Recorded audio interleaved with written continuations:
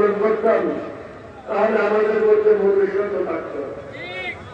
আমাদের মধ্যে ভবিষ্যৎ থাকলে বাংলাদেশের সম্পদ আমরা লুণ্ঠন করতে পারতাম না।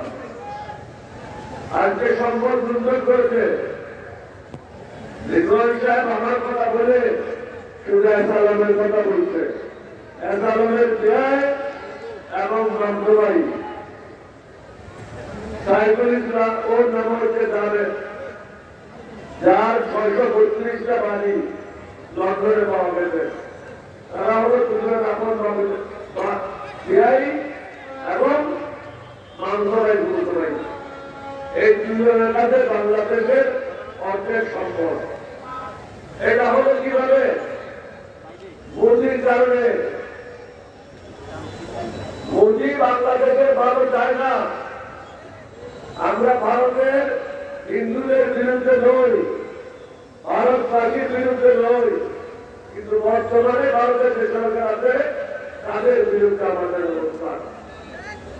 তাদের যারাই দালালি করবে তাদের বিরুদ্ধে আপনাদেরকে অবস্থান নিতে হবে।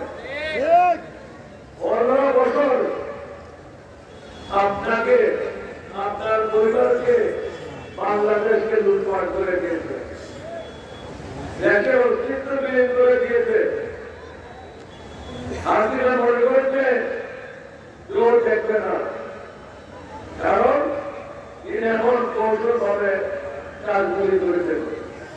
আমরা যখন ছোটকালে পুকুরে নেমে যেতাম, অনেক বন্ধু বান্ধব নিয়ে ডুব দিয়ে পানির মধ্যে চলে যেতাম।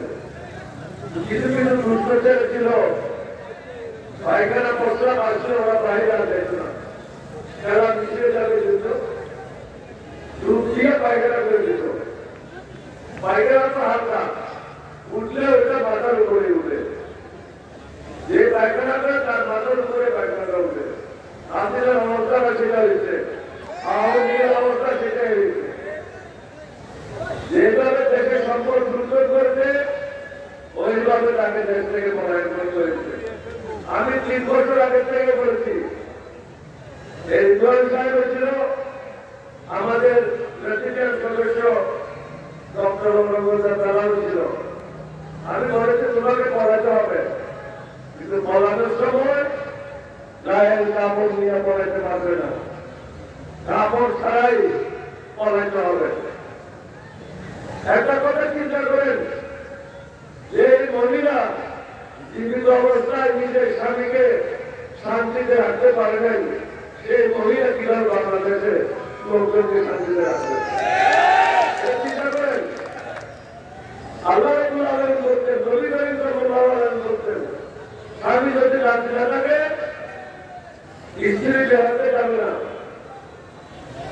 মা বাপ যদি রাত্রি না থাকে ছেলে বেড়াতে যাবে না। তাহলে হাতিরা যদি বেড়ার জন্য হবে তাই তো, তার সাথে শুধু একটা আছে, সেটা হলো মোদি। এখন মোদির সাথে ঘুরে বেড়াচ্ছে। মাঝে মাঝে শুনি বাংলাদেশ অস্থিরতা সৃষ্টি হবে। আপনাদের এখানেও দুর্গাপূজা হবে, আপনাদের দায়িত্ব হবে তাদের নিরাপত্তা দেওয়া। তারা যারা নির্বিঘ্নে পূজা করতে পারে তাদের পাশে দাঁড়াবেন। কমিটি করে দেবেন প্রত্যেক ওয়ার্ডে, ইউনিয়ন নিয়ে দেবে, কন্ট্রোল রুম থাকবে। নিজের হাতে আইন নেবেন না, পুলিশকে বলবেন, আর্মিকে বলবেন, কেন্দ্রীয় কন্ট্রোল রুম স্থাপন করবেন। পৌরসভার জন্য একটা, উপজেলার জন্য একটা, সার্বজনিক মনিটরিং করতে হবে।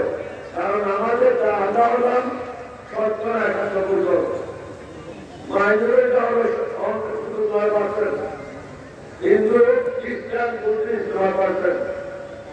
তাদের দায়িত্ব আমাদের হাতে। আল্লাহ রসুলের কথা, আল্লাহ রসুল যখন মদিনায় হিজরত ঘুরে যায়, ওইখানে 3 ইহুদিরা ছিল। হযরত আলী কারামাল্লাহু তাআলার স্ত্রী, আমার নবীর মেয়ে হযরত মা ফাতেমা রাদিয়াল্লাহু